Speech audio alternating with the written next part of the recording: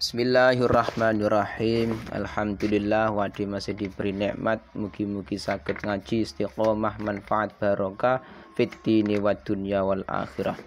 Bismillahirrahmanirrahim. Faslon utawi kikono fasal suwiji. Takbire fasal wa yasihu as-sulhu mal ikrar. Ki masuk dalam pembahasan akad suluh. Suluh iku bagaimana tah? Wa syar'an aktun yahsulu bi qat'uha. Jadi nantinya dengan adanya suluh iki bisa menyelesaikan permasalahan, perdebatan dan lain-lain. Jadi akad damai bahasane iki mau. Nah mulane dalam akad suluh iku wa yasihu lan sah apa asulhu apa suluh oleh sah mal ikrari ing dalam sartane pengakuan. Fil amwali ing dalam pira-pira bondo. Wa malan perkara afdo ingkang nekake apa ma ilaiha maring amwal. Jadi nantinya akad suluh itu terjadi kalau memang ada pengakuan ikrar.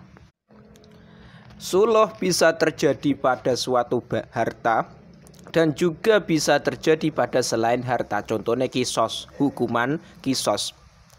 Cuman yang menjadi masalah suluh sendiri iku ada dua macam. Suluh ada dua macam.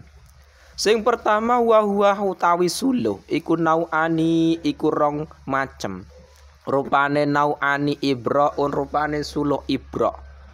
Wa mu'awadhatun lan suluh mu'awadhah. Jadi suluh iki ada dua. Suluh ibra' dan suluh mu'awadhah. Jadi ketika nantinya ada perselisihan, ada perdebatan masalah harta, itu jalan terakhir memang bisa juga dengan suluh. Nah, suluh iki yang ibra gimana, yang muawadhah gimana? Fal ibra mongko utawi suluh ibra ai sulhuhu. Iku iktisaru iku nyendaeman min haqi saking hakiman. Ala ba'dihi ing atase sebagiane ala badi ing atase sebagiane den. Jadi suluh ibra iku suluh yang mana nantinya iku cuman sebagian tok. Contohnya ngeten. Ketika nantinya ada orang berdebat masalah hutang. Misalkan Zaid hutang 1 juta dengan Umar. Zaid hutang 1 juta dengan Umar. Lah, sing Umar Zaid sendiri tidak mengakui kalau dia iki punya hutang kepada Umar 1 juta. Dari sing Umar komen bagaimanapun Zaid iku tetap punya utang 1 juta denganku. Nah, sing Zaid tidak mengakui. Jadi perdebatan, yang satu mengakui Zaid punya hutang, yang Zaid tidak mengakui kalau dirinya punya hutang 1 juta. Nah, ketika nantinya ada perdebatan demikian, jalan terakhir itu bisa dengan akad suluh.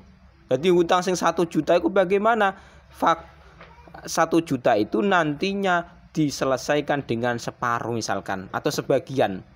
Jadi misalkan kedua belah iki akhirnya wes daripada debat akhirnya akad suluh. Wes disuruh membayar 500.000, nantinya perselisihan iki niku sudah selesai. Jadi sing berdebat antara Zaid dengan Umar sing masalah hutang 1 juta terus disepakati akhirnya suluh, akad damai. Daripada geger utang 1 juta mendingan Zaid membayar 500.000 kepada Umar. Selesai. Jadi yang diperdebatkan masalah hutang 1 juta akhirnya diselesaikan dengan akad suluh, yaitu membayar cuman 500.000. Enggak harus 500.000, misalkan 200.000 enggak masalah. Jadi diperselisihkan, diperdebatkan masalah hutang 1 juta, daripada geger ya wes membayar suluh dengan 200.000 enggak masalah. Tidak harus 50%. Yang penting sebagian, itu namanya suluh ibra. Jadi suluh ibra itu terjadi memang sebagiannya dari yang digegerkan harta iki mau. Wala yajuzulan ora wenang apa talikuhu apa gantungake suluh. Gantung no ala syartin ing atase syarat. Jadi nantinya akad suluh itu tidak boleh diberi gantungan syarat, tidak boleh ditaklik. Contohnya kakoli idza jarasu syarifaqat sholatuka. Iki contohnya ketika nantinya datang awal bulan maka saya akan akad suluh denganmu. Jadi digantungkan dengan datangnya bulan Januari misalkan. Nek bulan Januari saya akad suluh dengan akad damai. Masalah hutang 1 juta ini dibayar 500.000. Nggak bisa. Karena akad suluh itu akad yang memang tidak diperbolehkan adanya taklek penggantungan pada suatu syarat. Nek pengen akad suluh ya akad suluh, nggak usah dikasih syarat penggantungan ki mau. Yes. Daripada geger 1 juta yang kita perdebatkan masalah hutang antara Zaid dengan Umar, ya wes diakati suluh wae, cuman bayar 500.000, gak masalah. Sing kedua wal muawadhatu lan utawi suluh muawadhah iku uduluhu iku pindahe. Iku uduluhu iku mindahe man an haqihi saking hakiman ila ghairihi maring saliyane hak. Jadi nantinya bedane akad suluh muawadhah dengan ibro. Nek muawadhah iku suluhe dengan yang disuluh iku beda. Misalkan yang diperdebatkan iku masalah rumah. Masalah rumah diperdebatkan antara Zaid dengan Umar. Sing Zaid mengakui ini rumahku karena ini yang saya tempati. Sing Umar mengaku nek iki mau rumahnya yang telah ditinggalkan, tapi statusnya miliknya, wong ada surate. Jadi ada perdebatan antara Umar dengan Zaid yang mengaku-ngaku masalah kepemilikan rumah iki. Akhirnya jalan terakhir, ya wes diakati suluh. Daripada geger-geger wes diakati suluh, tak ganti rumah ini dengan motor misalkan. Jadi yang diperdebatkan motor, akhirnya wes daripada geger akhirnya Zaid membayar motor kepada Umar sebagai akad perdamaian. Jadi podo-podo ngaku nih, pada dia mau mengakui nek rumah ini milik Zaid. Sama-sama rumah ini mengakui nek iki rumahnya Umar. Jadi perdebatan inilah yang nantinya mengakibatkan adanya akad suluh muawadhah. Wes daripada geger masalah rumah diganti dengan motor misalkan. Selesai beres. Nah, itu namanya akad suluh. Jadi ada perbedaan nih akad suluh ibro itu memang yang disuluhi dengan yang suluh itu sama-sama. Misalkan dalam bentuk uang. Cuman sebagian nih yang dibayar suluh iki mau. Nek muawadhah itu diganti dengan sesuatu yang lain. Misalkan yang diperdebatkan masalah kepemilikan rumah.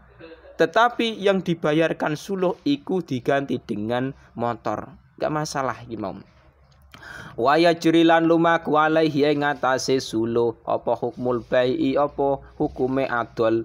Jadi nantinya hukum jual beli juga berlaku pada akad suluh iki. Misalkan yang dalam akad suluhnya tadi hutangnya 1 juta diperdebatkan. Terus sepakat iki akad suluh damai dengan membayar cuma 500.000. Nah 500.000 ternyata yang dibayar iki uang palsu. Uang yang dimana tidak memenuhi standar dalam pembayaran.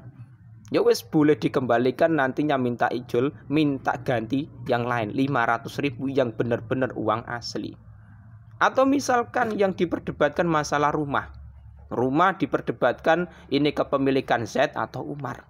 Terus akhirnya jalan terakhir melakukan akad suluh, daripada geger rumahmu tak ganti dengan motor. Nah akhirnya diganti dengan motor, ternyata motornya mesinnya rusak dan lain-lain, bobrok misalkan.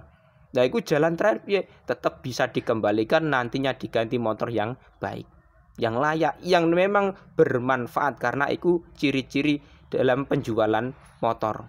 Jadi yang boleh digunakan dalam akad suluh itu kalau memang sudah memenuhi persyaratan-persyaratan dalam jual beli. Jadi nantinya kok ada yang cacat misalkan motor cacat kok digunakan akad suluh nggak bisa. Atau duitnya misalkan duitnya uang palsu, itu nggak bisa. Boleh dikembalikan lagi, minta ganti yang lain. Qauluhu wa yajuzu lan wenang lil insani kedue menungso apa ayu syri'ah apa yen to ngetokake ayu khrija dalam syarah iku ayu khrija tegese ngetokake sapa wong rausyanan ing tritis oleh ngetono fitorikin ing dalam dalan nafidin ingkang terus. Jadi bagi seseorang yang punya rausyan iku tritis wa huwa ikhraju khosyabin ala jidarin. Jadi nek zaman dulu iku rumah iku ada jendela yang mana jendela iki terbuat dari pring atau kayu yang mana bisa dibuka tutup. Lah iku nantinya kalau sampai pemasangan jendela yang ada di tembok dibuka, iku apakah hukumnya diperbolehkan atau tidak? Yang mana jendela iku kalau dibuka iku langsung ke jalan terus. Nah iku bagaimana? Diperbolehkan. Jadi ketika nantinya kita punya rumah pengen pasang jendela rausan, utawa nek cara orang Jawa ngarani tritis, iku boleh meskipun toh jendela iku ketika nantinya dibuka langsung ke jalan.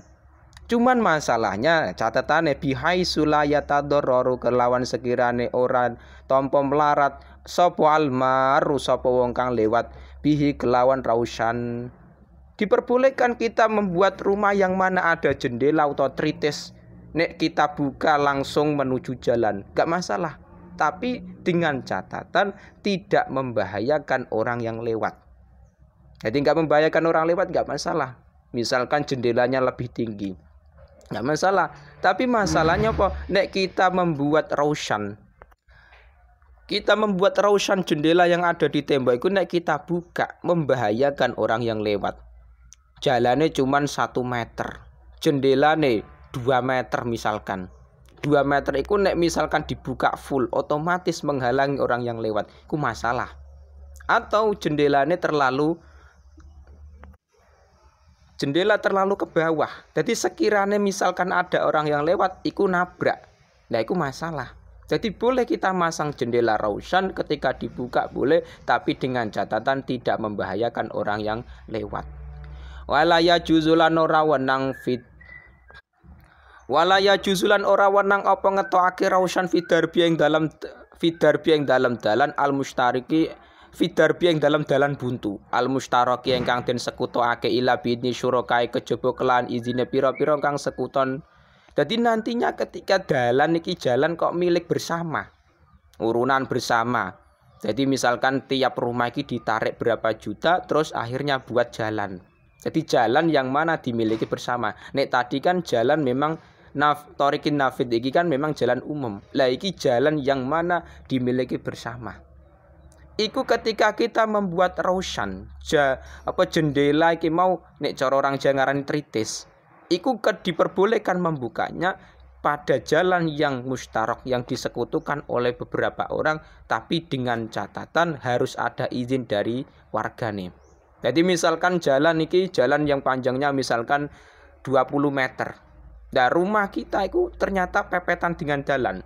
Ketika kita membuat rausan, jendela tritis mau kok kita buka, gak masalah. Tapi harus izin dengan warga yang mana ikut dalam biaya jalan kimau. Karena apa? Jalan dimiliki oleh orang banyak. Beda dengan jalan umum. Nah iki jalan yang mana syuraka itu jalan yang biayanya ku bareng-bareng, urunan bareng-bareng. Waya juzulan wenang apa takdimul babi apa ndingenake lawang fitar bieng dalam dalan buntu al mustarake ingkang den sekutake walaya juzulan ora wenang apa takhiru apa ngakhirake bab ila bidni syurakae kejaba kelawan izine pira-pira wong kang sekuton.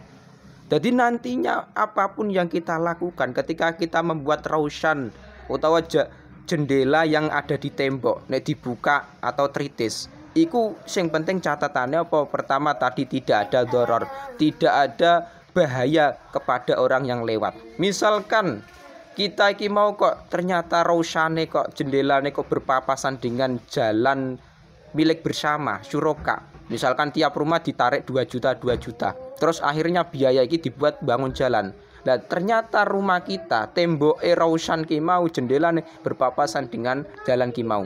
Nah piye izin bareng-bareng sepakat, Pak niki saya pengen buat rumah yang mana rumah ini jendelane iku kalau dibuka iku berpapasan dengan jalan. Enggak masalah. Tapi yang penting catatannya apa? Tidak membahayakan orang lain. Tapi nek membahayakan orang lain, jendelae cuman tingginya iki mau 1 meter. Nek umumnya orang manusia kan yo tingginya 1 meter lebih, nggak sampai 2 meter umumnya. Kok misalkan lewat ketatap atau nabrak jendela, masalah. Nah mulane kudu dipertimbangkan lagi ketika kita membuat rausan jendela itu apakah membahayakan orang lain atau tidak. Kalau bisa membuat rausan jendela yang mana tidak membahayakan, carane piye? Jangan dipepetkan dengan jalan, apalagi jalan raya, masalah nantinya.